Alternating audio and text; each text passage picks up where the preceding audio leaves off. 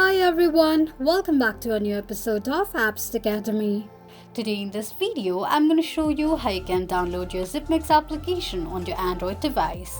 Keep watching the video till the end. To download your Zipmex application on your Android device, firstly go ahead and launch open your Play Store.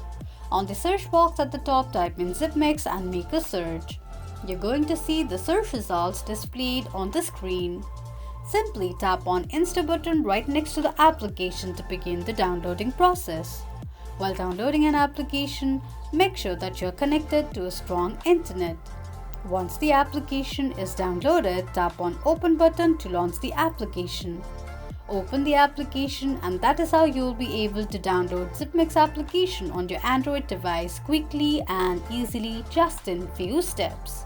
If you have any thoughts or queries, let us know in the comments section. Don't forget to subscribe to our channel. Also press the notification bell icon so that YouTube will notify you whenever we post a new video. I hope this video was helpful to you. Thank you so much for watching.